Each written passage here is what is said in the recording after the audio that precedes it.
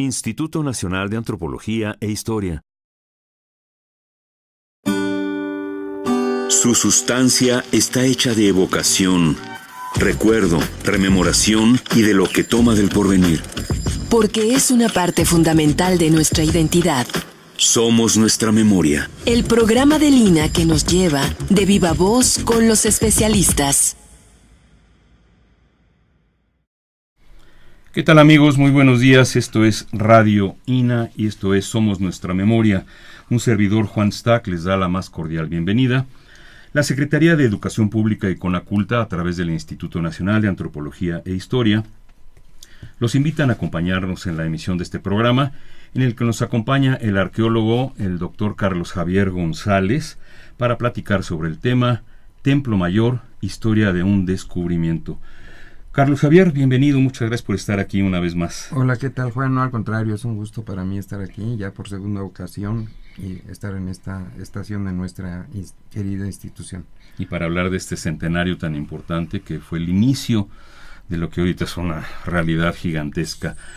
Pero bueno, antes que iniciemos esta conversación, que ya me estoy adelantando, me permitiré proporcionar algunos datos biográficos de Carlos Javier González González. Él es doctor, es arqueólogo, egresado de la Escuela Nacional de Antropología e Historia.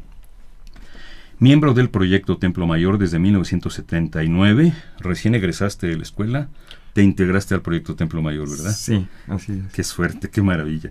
Es profesor investigador del INA desde 1982. Su título profesional lo obtuvo en 1986 con una tesis intitulada El estilo mezcala en el Templo Mayor, una clasificación de piezas antropomorfas. Ya nos platicarás un poco de la importancia de la cerámica mezcala aquí en escultura en piedra, más bien. Sí, perdón. Uh-huh.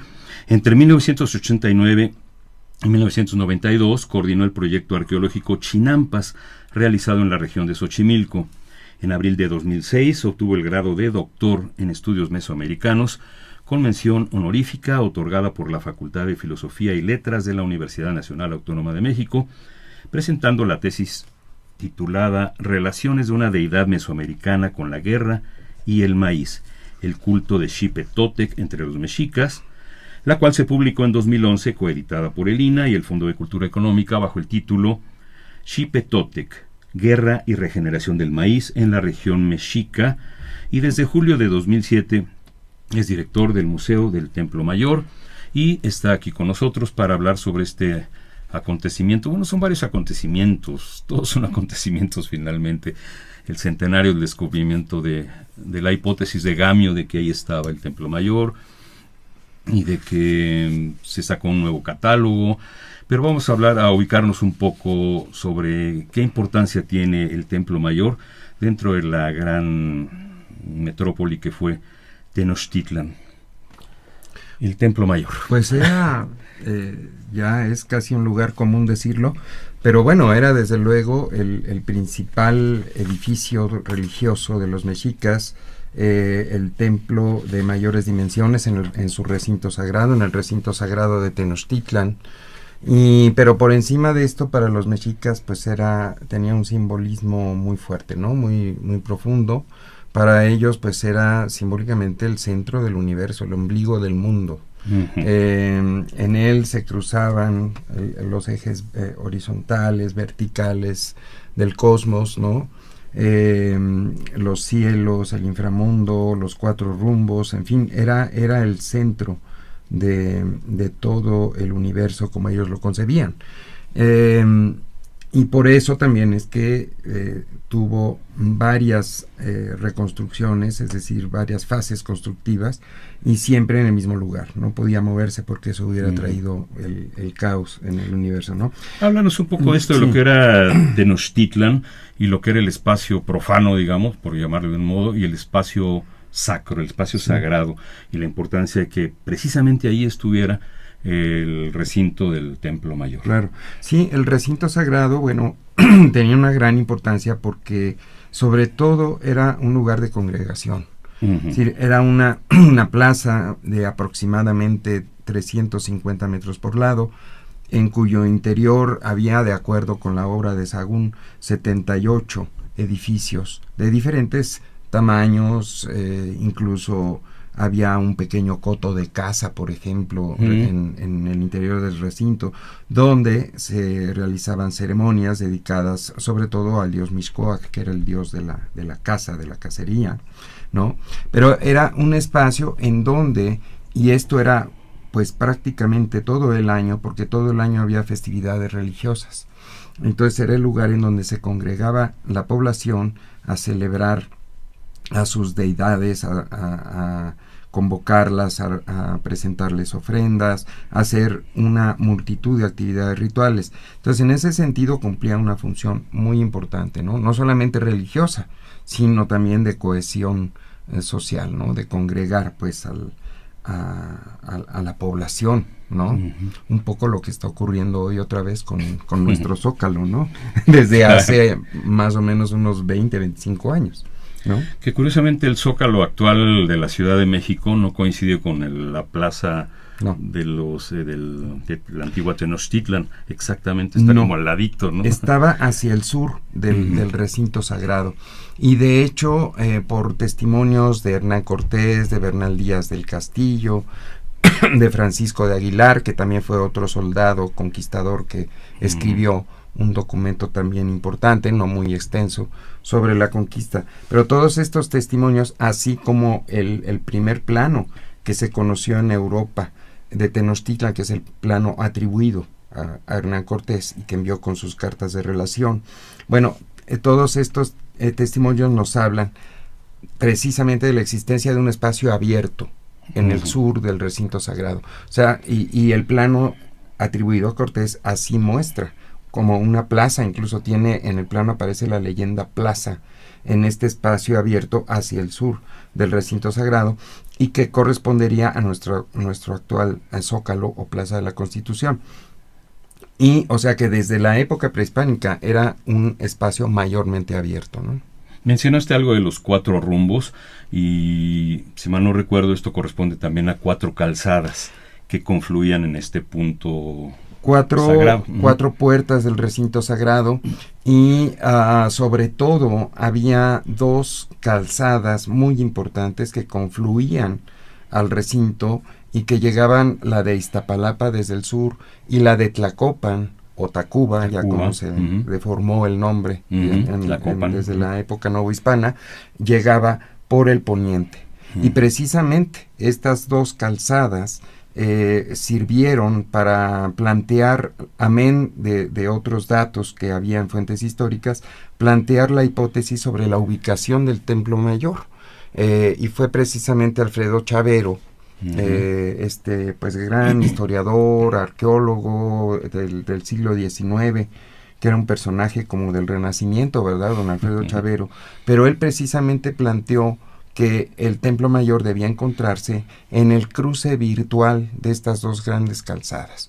Si se prolongaban virtualmente la calzada de Iztapalapa, que actualmente corresponde a la calzada San Antonio Abad y Pino Suárez, y la calzada de Tlacopan, que corresponde pues a la actual calle de México-Tacuba, a la calzada México-Tacuba, a la actual calle de Tacuba, pues esto iba a dar precisamente a la esquina que formaban a principios del siglo XX la calle de Santa Teresa, hoy República de Guatemala. Y Seminario y calle del Relox, que es Argentina, ¿no? Entonces, justamente ahí era el cruce virtual de estas 2 grandes calzadas. Entonces, lo comento porque fue uno de los datos, digamos, de las hipótesis que luego retomó Alfred Maudslay, un arqueólogo británico, 2 años antes de los hallazgos de Gamio, y Gamio desde luego conocía esta información, conocía otros datos de fuentes históricas, y pues estos hechos lo llevaron en buena medida a descubrir en 1914 los primeros vestigios del Templo Mayor. Perdón, ya por entrar en... Ya me adelanté. No, pero está muy bien. No. Es una conversación, no es una conferencia académica. Ya entro en el detalle. Cuando yo vengo por calzada México-Tacuba, bueno, calle de Tacuba, no coincide con Guatemala, ¿no? Es más bien Donceles. O sea, ¿cuál...? No, sí. A ver. Sí, la calle de Tacuba, al llegar a la calle de República del Brasil, Ujú. se convierte en Guatemala. Digo, claro. la misma calle, pero cambia de nombre. Ya Ujú, sabes que sí. las calles del centro pues todavía tienen hasta 5 o 6 nombres, ¿no? Lo cual complica mucho luego encontrar los lugares que uno desea encontrar. Pero sí, es la misma calle, la de Tacuba y República de Guatemala, que se llamaba en ese tramo detrás de Catedral a principios del siglo XX, se llamaba de las Escalerillas. Ah, mira, qué Sí. interesante. Ese tramo se llamaba así, y luego pasando la calle del Relox, o sea, Argentina, entonces pasaba a llamarse Santa Teresa, la Ay, calle de Guatemala. sí. Pero sí. Ujú. Había otras dos calzadas virtuales, no sé si existían físicamente, una que iba al Tepeyac, Al hacia Tepeyac, el norte, la calzada de y Tepeyac. hacia el oriente, que sería hacia Hacia el oriente, Texcoco. que no tenía en sí un nombre, pero que iba a dar al embarcadero Ujú. que se llamaba Tetamazolco, que era el embarcadero donde salían pues las canoas y pues a navegar en el lago de Texcoco, ¿no? Dependiendo a dónde fueran, pero podía ser hasta Texcoco mismo, ¿no? Que estaba al otro extremo, ¿no? Y que desde luego pues era una travesía larga, pero ahí estaba el embarcadero en el extremo oriente de lo que era Tenochtitlan, ¿no? En el área de lo que hoy es la Avenida Congreso de la Unión, más o menos, Ujú. en esa área. Algo que siempre llama la atención es la orientación de los edificios, porque estamos pensando en Tenayuca, en Teotihuacán, en Tula, en Tenochtitlan, Tlatelolco, obviamente, que siempre apuntan hacia el poniente, hacia el occidente, hacia No donde todos. se pone el sol. No todos. No todos, pero sí, claro. propensión, la del digamos. poniente, la orientación solar, pues era muy importante. Entonces muchos templos sí dan hacia el poniente, otros al oriente, otros al norte y otros al sur. Esto lo explica muy bonito Durán por ahí, como tantas cosas. Yo realmente me encanta la obra de Fray Diego Durán. Vaya que sí. Y hay una parte donde lo explica muy bonito, ¿no? De que precisamente debido a la creación, al mito de la creación del quinto sol, en una parte el mito dice que antes de que saliera Nanáhuatl convertido en el quinto sol, los dioses se orientaron hacia los diferentes rumbos de acuerdo con el presentimiento que ellos tenían de por dónde iba a salir el sol.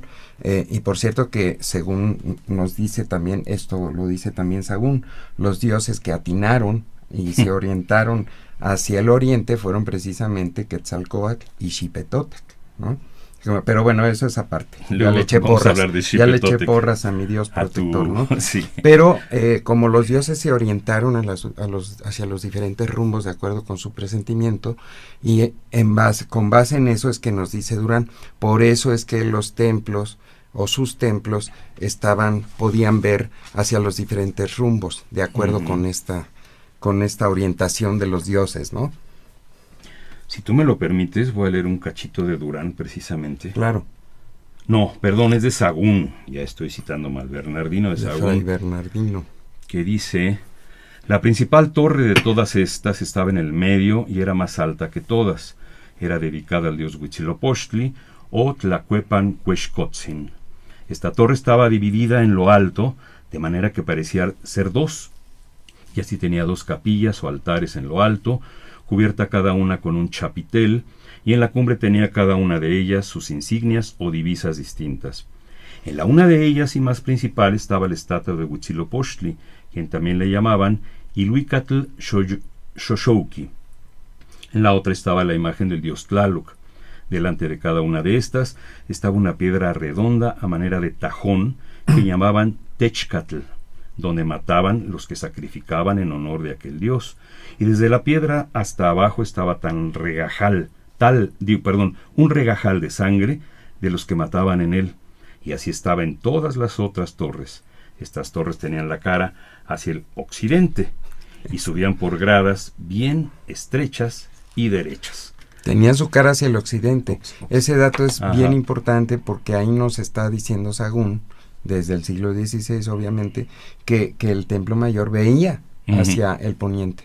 Y esto porque, bueno, hubo, entre muchas otras cosas, hubo polémica ya en autores del siglo XIX e inicios del XX que le daban hipotéticamente, otra orientación al Templo Mayor. Incluso el gran investigador Edward Seller, que pues, sin duda su obra es importantísima, pero él mismo se equivocó a este respecto. Edward Seller, él escribió y él pensaba que el Templo Mayor estaba orientado hacia el sur, y esto basándose en una descripción de la crónica de Tezosomoc, en donde efectivamente Tezosomoc describe un templo orientado hacia el sur, pero erróneamente Seller lo tomó como el Templo Mayor, cuando en realidad Tezosomoc estaba describiendo otro templo, posiblemente el dedicado el Templo del Sol, ¿no? Claro, en fin, si se hablaba de 78 edificios, quién sabe cuál era el que estaba apuntando al sur. Pero hubo polémica respecto. Chavero, a pesar de que atinó o dijo muy certeramente que debía encontrarse en la prolongación de esas dos calzadas, la de Tlacopan y la de Iztapalapa, el Templo Mayor, él también erróneamente lo orientó hacia el sur. Y sin embargo, en la obra de Sahagún, tú lo acabas de leer, él lo dice muy claramente, ¿no? Que las capillas o las capillas de los dos dioses de Huitzilopochtli y de Tlaloc veían hacia el occidente, ¿no? Hagamos un poco de historia, porque finalmente vamos a hablar del descubrimiento del Templo Mayor en pleno siglo XX, el inicio de Gamio, y luego la anécdota de la Coyolxauhqui, a partir de la cual se detona el proyecto Templo Mayor. Pero el Templo Mayor es destruido, o Hernán Cortés cree que fue destruido. Bueno, ya te estoy aventurando, ¿no? Porque se destruye finalmente la última etapa del templo. Las últimas fueron las más afectadas por este desmantelamiento, vamos a llamarle así, del Templo Mayor y de todos los templos que estaban en el recinto sagrado. Pero entonces quisiera que nos hicieras un poco de historia sobre la destrucción de esto, la construcción encima del Templo Mayor, y que pasan luego 4 o 5 siglos para que esto vuelva a resurgir. Sí, pues mira, ahí hay un dato que a mí me parece bastante interesante, que nos dice algo respecto al momento, o por lo menos hasta qué año o años el Templo Mayor permaneció en pie, porque no fue inmediata su destrucción. Efectivamente, las últimas etapas fueron las que sufrieron más esta nivelación del terreno que se hizo para construir la ciudad novohispana. Pero el dato que te mencionaba yo es de la obra de otro franciscano ilustre, Fray Toribio de Benavente. O Motolinía. Él fue de los primeros 12 franciscanos que llegaron en mayo de 1524 con propósitos de evangelización. 3 años después. Encabezados por Fray Martín de Valencia. Y Motolinía fue uno de ellos, de esos 12 franciscanos. Y en una parte de su obra, Motolinía habla sobre el número de escalones que tenía el Templo Mayor. Y nos dice, más o menos textualmente, dicen muchos que lo vieron, que tenía 100 y tantos escalones. Y nos dice Motolinía, yo bien los vi y los conté más de una vez, pero no lo recuerdo. O no me recuerdo, ¿no? ¿Cuántos eran? Bueno, lamentable ahí la falla de la memoria de Fray Toribio. Pero lo importante es que, repito, él llega a la Nueva España en mayo de 1524. O sea, casi 3 años después de consumada la conquista, en agosto de 1521. Y él nos dice, yo bien los vi, los conté más de una vez, pero no me recuerdo.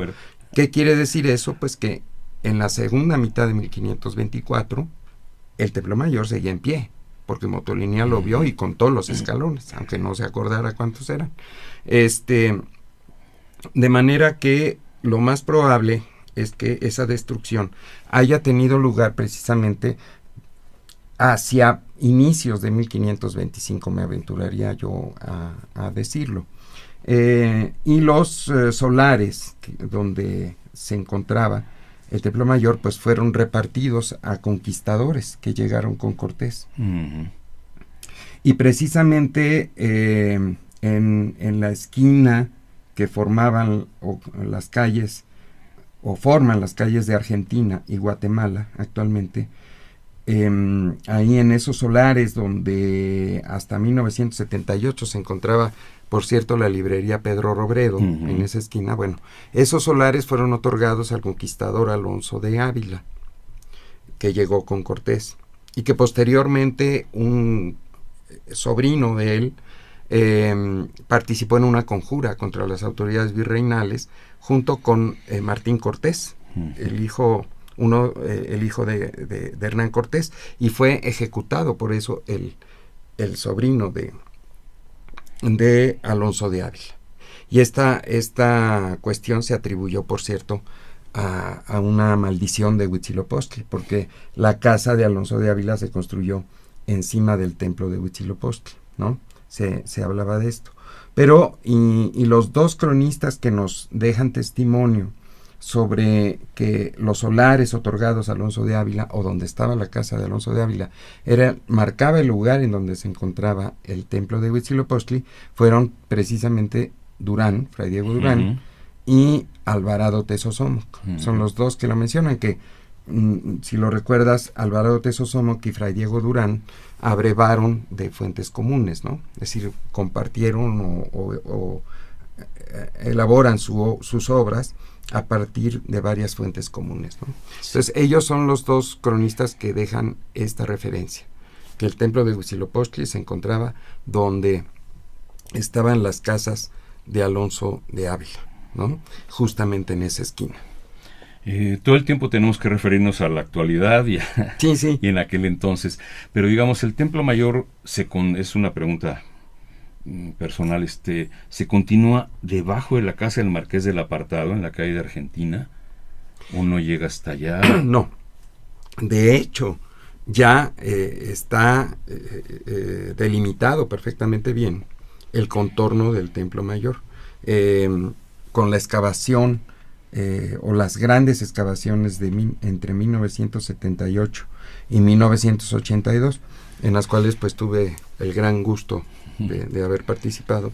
Bueno, en esas excavaciones ya quedó delimitado todo el contorno del Templo Mayor, de manera que ahora quien visite la zona arqueológica pues puede constatar cuáles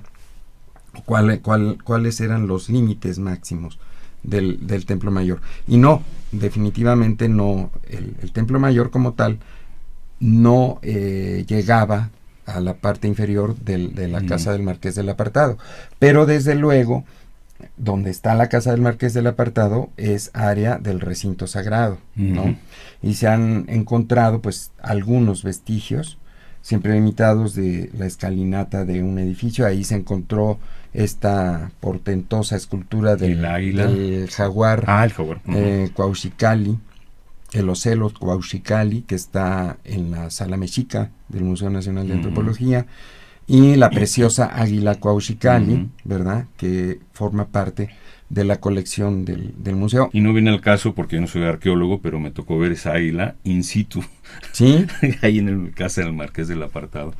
Así es, esa escultura se trasladó al museo el mismo día que se hizo el traslado de la Coyolxauhqui. Y que estuvimos todos ahí, fuimos a ver esta operación, ¿no? Este traslado de la Coyolxauhqui. Fuimos a verlo todos unos meses antes de que se inaugurara el museo en 1987. Sí. Hay ahorita vine a cuento porque me acordé que hay no sé si es proyección digital, lo que es japonés, Saburo Sugiyama, que hace sensei, como nuestro sensei. así le decimos, pues, en qué bonito. El sensei. Él hizo una proyección, ¿no? ¿Cómo se llama esto? Un plano virtual de lo que fue el centro ceremonial, lo que fue el Templo Mayor en su totalidad. Sí, ya con datos muy certeros. Sí. Bien. ¿Por qué se perdió la noción del lugar exacto donde estaba el Templo Mayor? Siempre hablamos de conjeturas, un cronista dijo una cosa, otro se basa en Durán, otro se basa en Sahagún. En el siglo XIX siguen conjeturando sobre esto, hasta que viene ya la confirmación. Bueno, el principio de confirmación en 1914. Bueno, porque si bien, claro, yo te comenté los datos de la obra de Alvarado Tezosomoc y Fray Diego Durán, Pero bueno, pues no siempre se les dio la importancia que tenían o que hoy sabemos que tenía esos datos. Chavero, Gamio, Seller, Maudslay sí los tomaron en cuenta, pero no todos los interesados, los historiadores, los arqueólogos lo hicieron. Por ejemplo, el caso más notorio quizás sea el de don Leopoldo Batres, singular personaje, arqueólogo oficial del porfiriato, ¿no?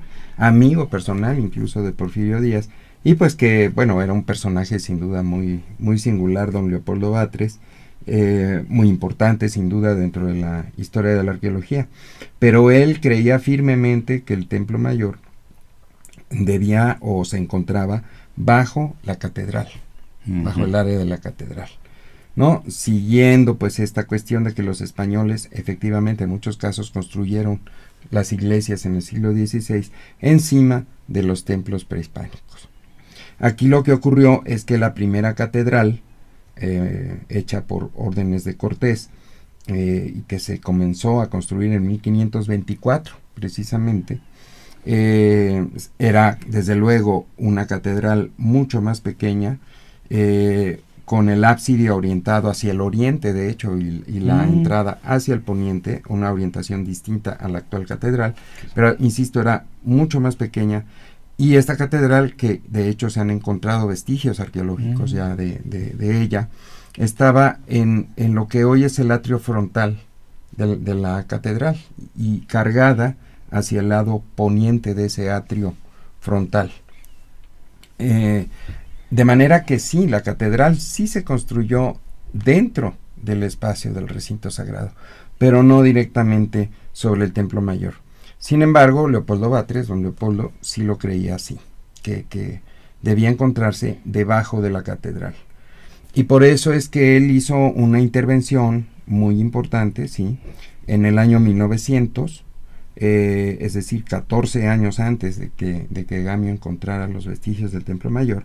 Bueno, se construyó un colector de aguas de tabique, que hoy día sí, ahí está. Quien visite la zona arqueológica del Templo Mayor pues lo puede ver, estos vestigios de este colector de aguas que venía o se hizo debajo de la calle hoy Guatemala, ¿no?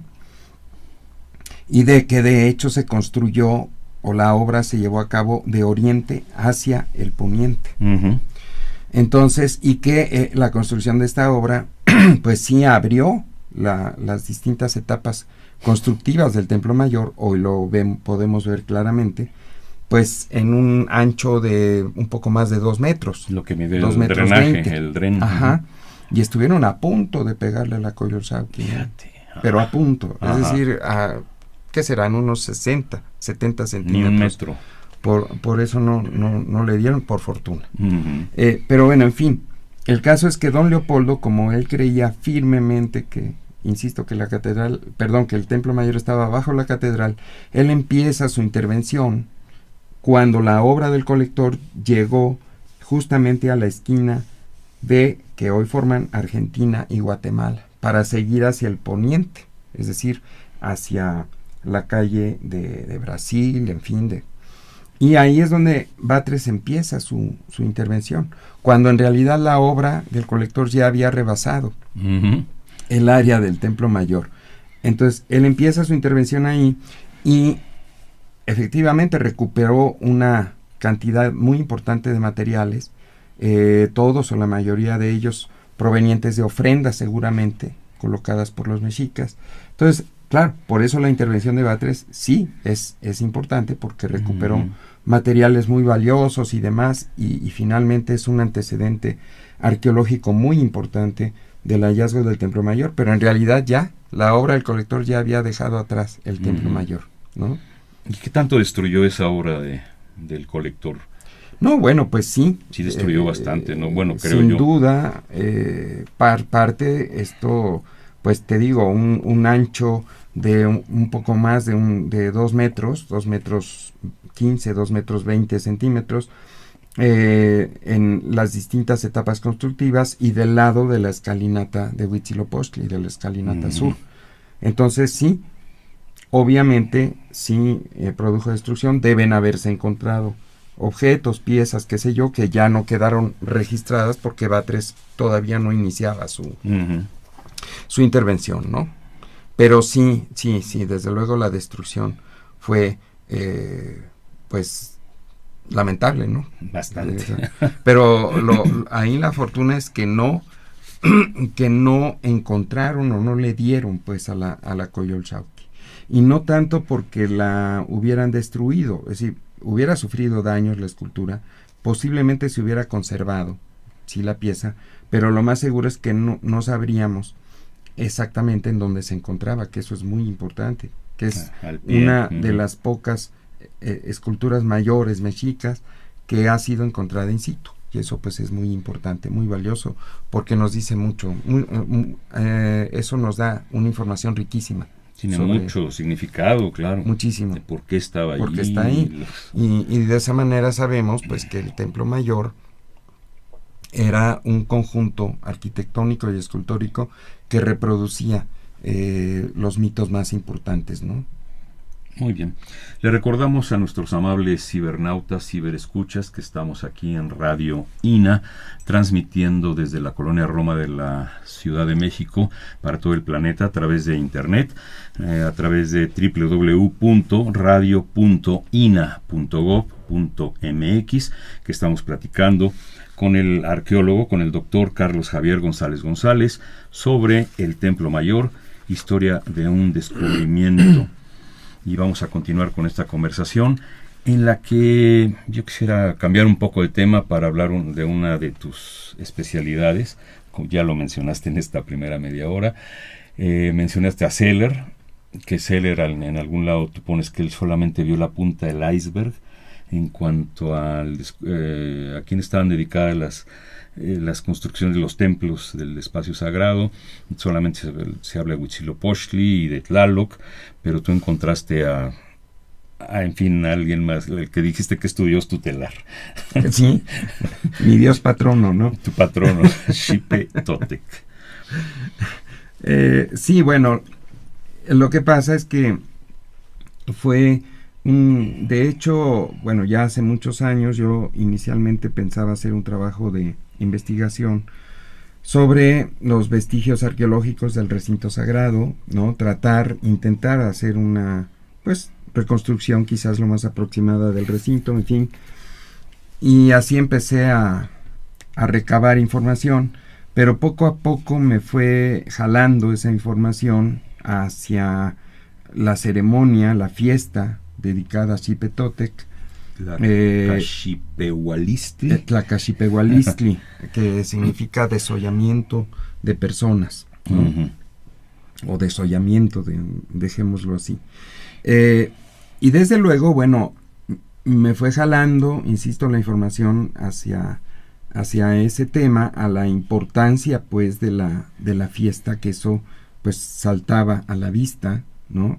Y también la importancia de los templos y las esculturas que formaban parte o formaban el escenario, digamos, de las principales ceremonias rituales de la fiesta. Y así fue que me fui metiendo a estudiar, pues, al dios, su fiesta y demás, ¿no? Y fue de esa manera que entré al doctorado, ¿no? En estudios mesoamericanos, con ese proyecto de investigación sobre el dios. Sin embargo, en ese momento, al presentar mi proyecto, yo erróneamente pensaba que el aspecto agrícola del dios ya estaba muy estudiado, pero que lo que faltaba estudiar más eran sus evidentes vínculos con la guerra, ¿no?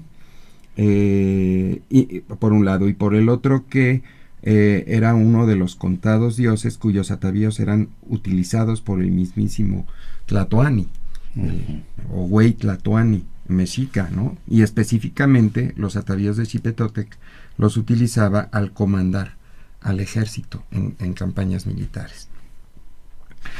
Entonces presenté así mi proyecto y bueno, uno de los integrantes de mi comité tutoral que fue mi querido maestro Alfredo López Austin, en una de las primeras sesiones que tuve, porque fueron él, fue Eduardo Matos y la mera tutora de mi doctorado, que fue la doctora Silvia Limón Olvera, de la UNAM. Pero bueno, tuvimos la primera sesión y ahí Alfredo López Austin me dijo, oye, mira, porque Alfredo es así, él habla poco, dice pocas palabras, pero con esas pocas palabras que dice, pues te simbra, ¿no? Y te cambia el rumbo para bien, ¿no? Y él me dijo, mira, tú estás dando por hecho que el aspecto agrícola del Dios ya está estudiado. Y te quieres ir por el aspecto de la guerra del Dios. Dice, y ojo, él me dijo, ojo, porque estás dando por hecho algo que yo no creo que esté muy bien. Y cuánta razón tenía, porque en efecto, ya adentrándome más en el tema, me di cuenta que realmente lo que se había dicho del aspecto agrícola del Dios, pues básicamente era lo que Seller planteó precisamente hace 100 años o más, ¿no? Sobre esta vinculación del dios de Xipetotl como dios de la primavera, y que el desollamiento de víctimas que se hacía en su fiesta se vinculaba con la renovación vegetal, así en un plano muy, muy general. Muy sencillo. Prácticamente era eso, ¿no?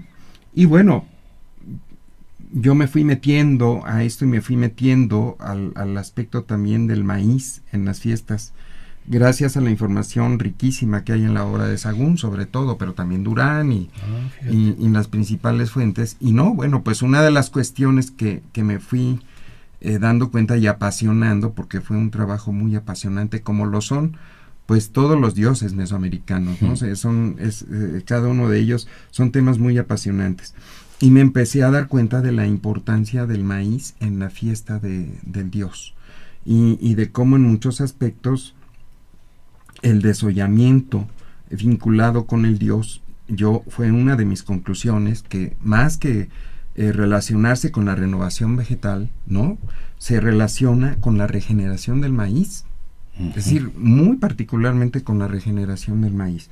Y además es lógico, porque para la mentalidad indígena mesoamericana, el concepto de renovación vegetal, y siempre que digo esto tengo que aclarar que no lo digo para nada con una intención peyorativa o insultante, era un concepto demasiado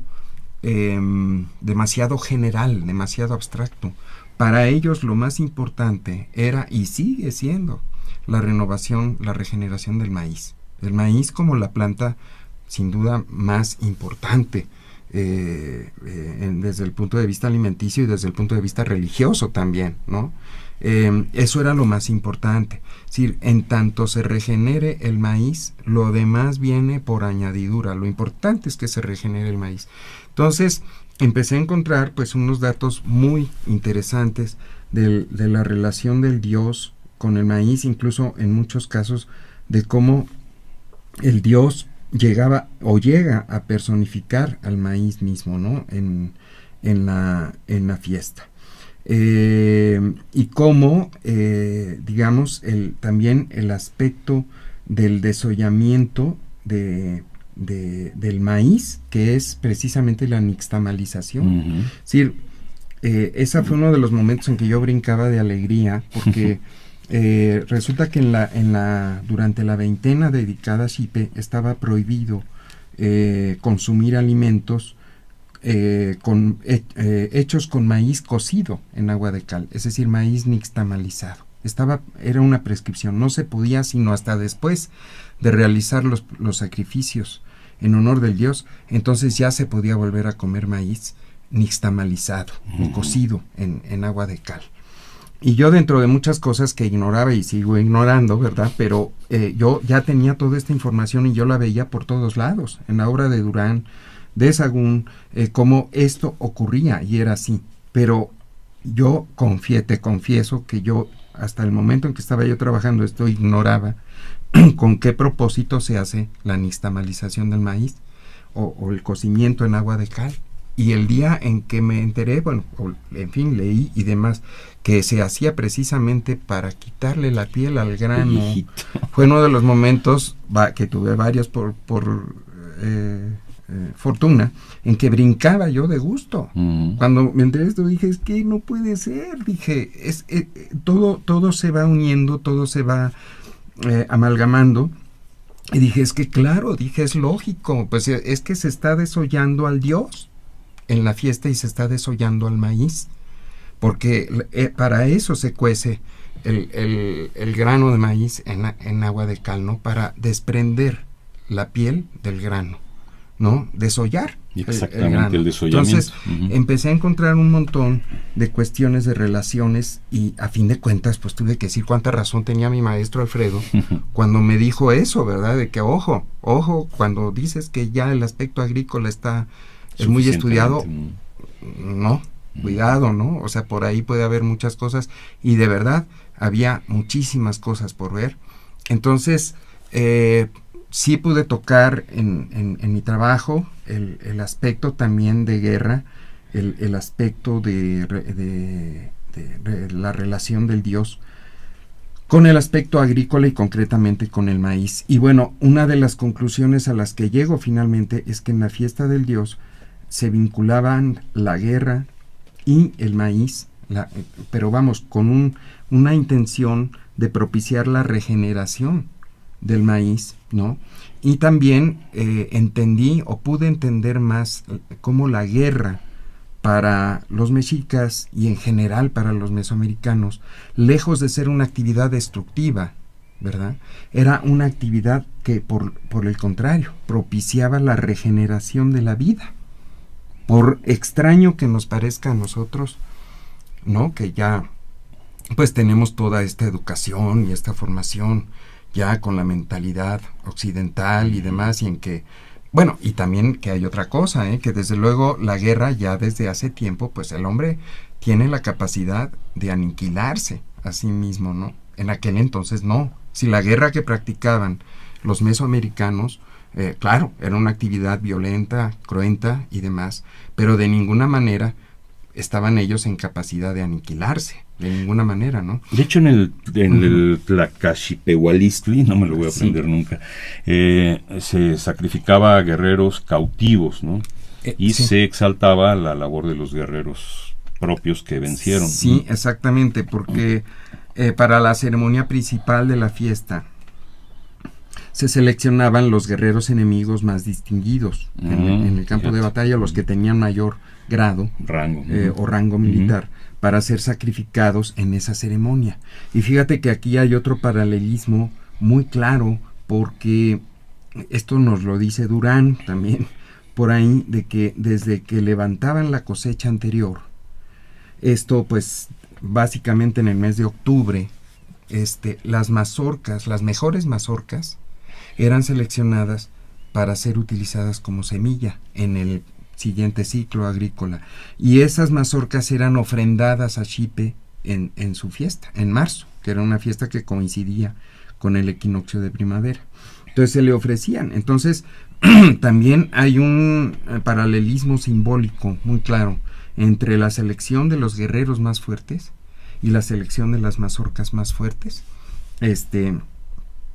para ofrendarse al Dios, ¿no? Y de manera que en la fiesta de Xipe se reunían la guerra y el aspecto agrícola para propiciar la regeneración del maíz.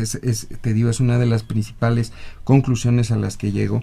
Y un tema por ahí que tengo pendiente que me parece también fascinante es cómo el maíz en muchos aspectos y en muchas actividades rituales de otras fiestas incluso se vinculaba con el guerrero, el maíz como guerrero, es decir, con la figura del guerrero, ¿no? Por ejemplo, en otra fiesta, la fiesta de Quecholi o veintena dedicada al dios Mixcoatl, el dios de la casa, un libro de Guillaume Olivier, de este gran investigador, pues ya no francés, es francés de nacimiento, pero ya yo le digo es que ya eres más mexicano y es Memo. que el mole, sí, Sí. Un gran investigador y que hizo un gran libro sobre Tezcatlipoca, ni más ni menos, uno de los temas más difíciles, o uno de los dioses más difíciles, y ahora está ya por salir un estudio de él dedicado al dios Mixcoatl. Pero bueno, en la fiesta de Quecholi dedicada a este dios, por ejemplo, nos dice Sagún cómo las cañas del maíz que ya había sido cosechado, porque la fiesta de Quecholi tenía lugar en noviembre, del maíz recién cosechado, las cañas del maíz una vez desprendidas de las mazorcas y demás, se les ponían los atavíos de los guerreros que habían muerto en el transcurso del año, fíjate. Entonces, ahí hay muchos datos interesantes sobre la relación del maíz o la relación simbólica del maíz como un guerrero, como un guerrero que cumple un ciclo, ¿no? Igual, en fin, hay temas ahí fascinantes, pero sí, el trabajar este tema del dios Xipetotec, de su fiesta, sobre todo yo me metí mucho también a ver los aspectos, la dinámica de la fiesta, de quienes participaban en ella, de qué se hacía realmente, ¿no?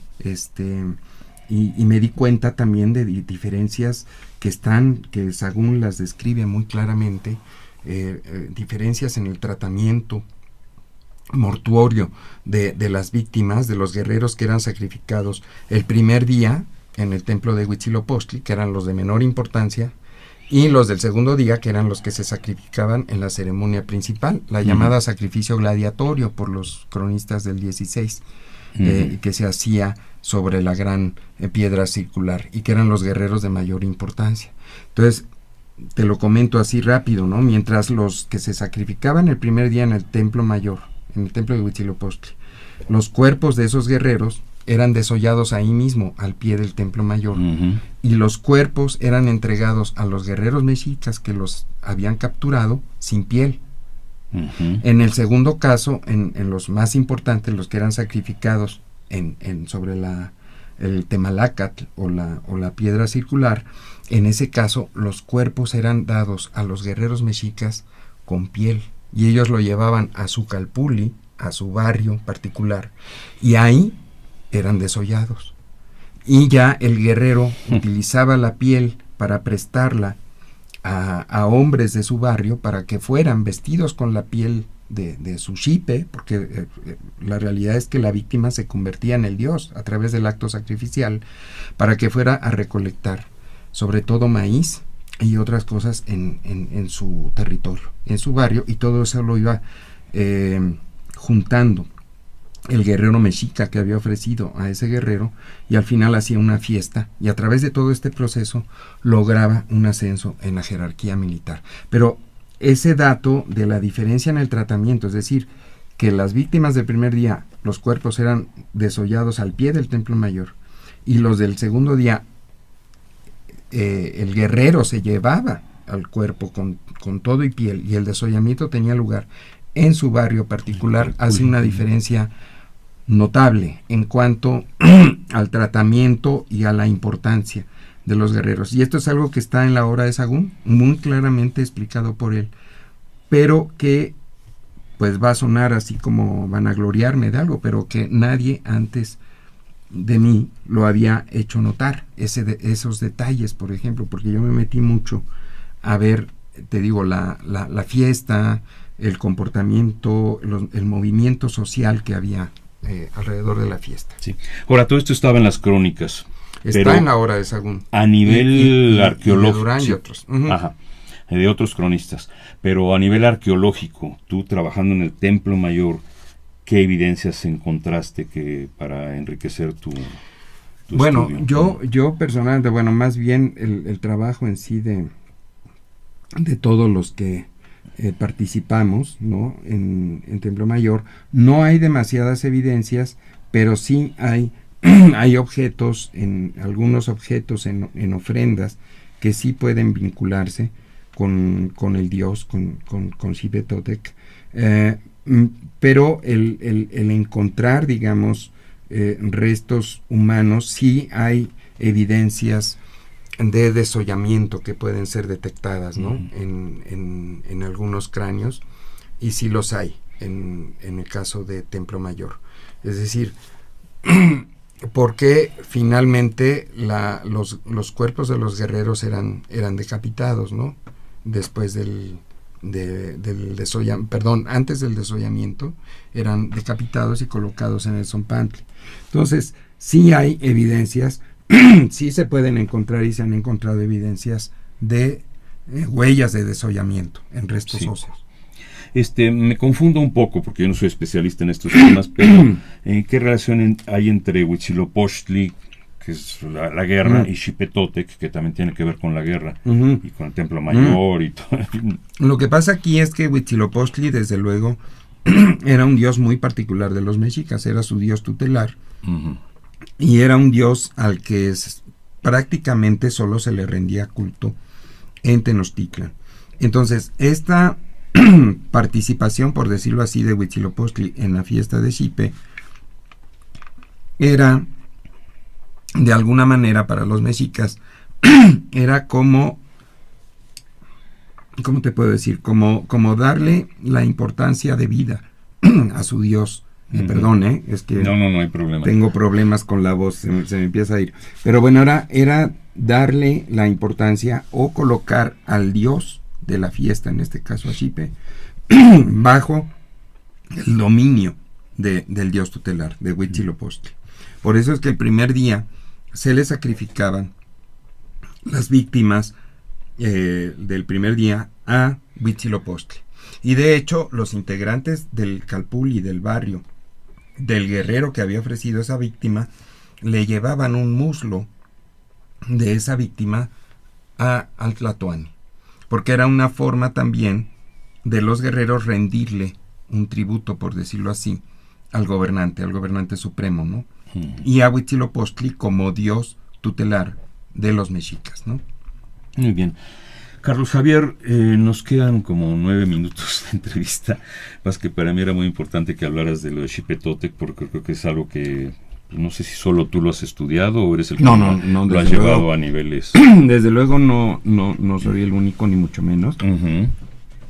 Y en buena medida yo también me basé en estudios que antecedieron relacionados con el dios. El que yo hice sí es más extenso, ¿no? Es más extenso, más amplio, pero, por ejemplo, ya autores que escribieron, y muy buenos trabajos antes de mí, ya habían cuestionado, por ejemplo, los planteamientos de Seller respecto al desollamiento como símbolo de la renovación vegetal, diciendo, y me refiero concretamente a Nicholson, al maestro Henry Nicholson, y a Johanna Broda. Ellos dos habían escrito sobre la fiesta, sobre el dios antes de mí, y ellos señalaron esto, que no había en sí datos en las fuentes para poder sustentar ese planteamiento de Seller respecto a la vinculación del desollamiento con la renovación vegetal, No, desde luego que sí, no soy el primero, pero sí mi trabajo en ese sentido sí es más extenso. Muy bien, nos queda poco tiempo de conversación, como te decía, y el tema supuestamente era el Templo Mayor. Bueno, Templo Mayor, claro, nos llevó a esto porque es importantísimo, porque ya no nos da tiempo de hablar de la escultura mezcala que se encontró ahí. ¿O quieres mencionar algo? No, yo preferiría mencionar un poquito, aunque sea rápido, que Gamio finalmente... él como manejaba toda esta información, lo de Chavero, sobre la ubicación del Templo Mayor, la información de Durán y de Tezosomoc sobre las casas de Alonso de Ávila. Gamio sabía que esa esquina era importante y que era muy probable que en esa área se encontraran los vestigios del Templo Mayor. Entonces, en septiembre de 1913 se demolió una casa que ocupaba precisamente un predio de esa esquina, ¿no? Y a raíz de esta demolición, él puso atención, el inspector de monumentos en aquel entonces, puso atención porque originalmente se iba a construir otra casa en ese predio. Entonces se termina la demolición, inicia la excavación para construir la nueva casa, que finalmente nunca se construyó. Qué bueno. y fue precisamente en mayo de 1914 cuando empiezan a aparecer los vestigios arquitectónicos del Templo Mayor, y Gamio, hay que reconocerle ese gran mérito, desde un principio, es más, desde el oficio mismo que dirigió al director del Museo Nacional, pues debe haber sido, si no me falla la memoria, el 16 de mayo de 1914, él le describe los vestigios que habían aparecido en las 2 semanas previas, aproximadamente, y le dice, sin duda, estos son los restos del templo de Huitzilopochtli y de Tlaloc, ¿no? O sea, él no dudó, desde un principio, con base en determinadas características que él observó, él lo afirmó desde un principio, ¿no? En fin, y eso es un gran mérito. Y así, muy rápidamente dicho, porque nos extendimos demasiado sobre bueno, esa fue la historia, ¿no? Pero Gamio, dices que era inspector de monumentos. Era inspector de monumentos. ¿Él era arqueólogo? Sí. Ajá. Sí. Él desde luego era arqueólogo, aunque después el grueso de su obra fue como indigenista, como antropólogo, pero en sus inicios, que fueron estos años, él fue arqueólogo. Y de hecho, él fue, independientemente de que haya encontrado el Templo Mayor, él fue el primero en implementar la técnica estratigráfica de excavación en nuestro país, en 1912, en unas excavaciones en Azcapotzalco. Entonces, sí, sin duda tuvo una gran importancia para la historia de la arqueología, aunque después ya se dedicó mucho más al indigenismo. Y de ahí hay un salto hasta 64 años después. Bueno, 1978. Sí. Claro, en 1978 tiene lugar el hallazgo de la Coyolxauhqui, que pues se puede decir así, que transformó esa área del centro histórico. A raíz de eso vienen las grandes excavaciones, se excava toda el área que actualmente es la zona arqueológica del Templo Mayor, ¿no? Y bueno, vinieron muchísimas cosas, ¿no? El proyecto Templo Mayor, coordinado por Eduardo Matos Moctezuma, y que sin duda el que mayor número de publicaciones ha dado, ¿no? Ha aportado, pues, para la... De hecho, son 36, 37 años ininterrumpidos de trabajo. Así es. Y ha habido muchos resultados bibliográficos, ha habido muchos informes, libros de divulgación sobre estos temas. ¿Podrías recomendarnos algunos de los más pues mira, que se puedan conseguir, digamos? Sin duda, el que es un clásico, el de Eduardo Matos, de Vida y Muerte en el Templo Mayor, ¿no? Aunque se han hecho pues muchas otras publicaciones, el mismo trabajo que realicé junto con Bertina Olmedo Vera, que actualmente ella es la curadora de la Sala Mexica del Museo Nacional de Antropología. En aquel entonces hicimos juntos que fue nuestra tesis de licenciatura sobre las esculturas Mezcala en el Templo Mayor. Clasificación, ¿no?, de piezas antropomorfas. Sí.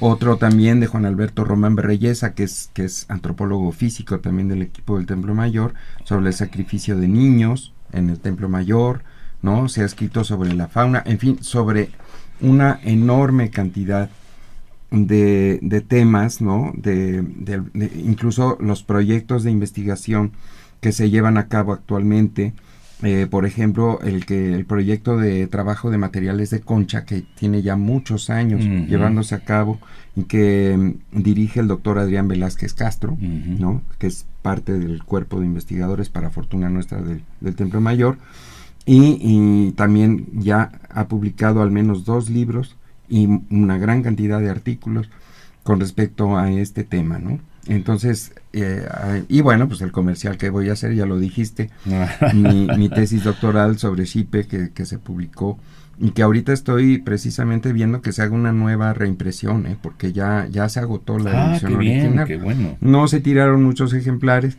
pero entonces estoy precisamente viendo eso, a ver si ya sale una nueva edición para que esté accesible nuevamente. Oye, ¿y el catálogo de los 100 años? Se publicó un catálogo que quedó muy bien, la verdad. Tiene dos textos de un servidor, 2 textos de Eduardo Matos y uno de Ángeles González Gamio, que es nieta de Manuel Gamio. Nieta directa, sí. En fin, Y el catálogo quedó muy bien. La edición estuvo a cargo, la coordinó Héctor Toledano, que es un gran editor. Tuvimos esa fortuna también y quedó muy muy bonito realmente. Y bueno, la gente lo puede conseguir pues en las tiendas del INA. Ahí en la tienda del Museo del Templo Mayor ya está a la venta. Y vayan, ¿verdad? Vayan al Templo Mayor, visítenlo, el museo, claro que es sí. Maravilloso. Ya no platicamos sobre el museo, pero sería un programa aparte, ¿verdad? Bueno, pues invítame otro día y platicamos con mucho gusto. Me parece muy bien. ¿Qué te ha significado trabajar en este proyecto desde que saliste de la ENA? Uy, ¿qué te puedo decir? Bueno, en lo personal. Yo ahí lo voy a platicar un poquito como anécdota. En el año del 78, en la segunda mitad, yo estaba terminando mi carrera en la ENA y tomamos una materia optativa con Eduardo Matos.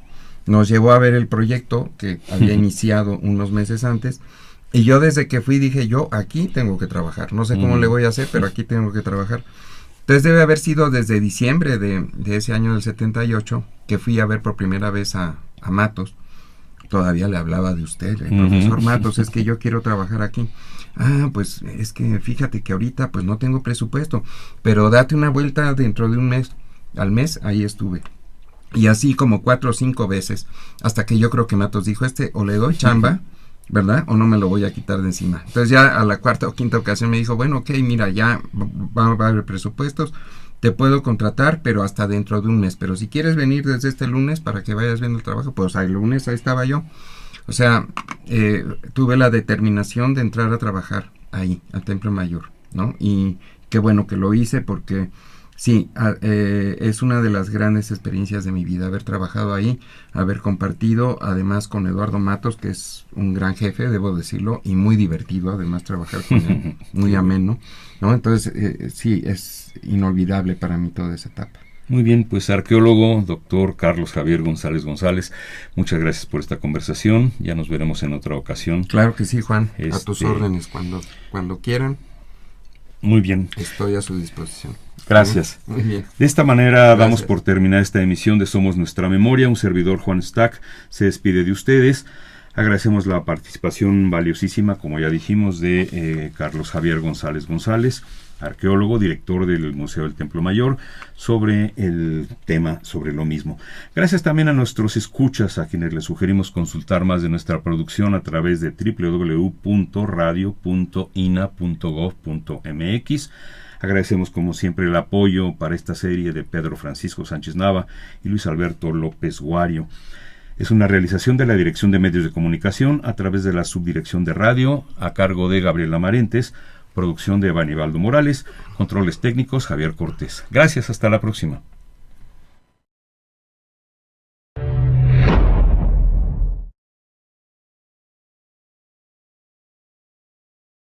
Instituto Nacional de Antropología e Historia. Conaculta.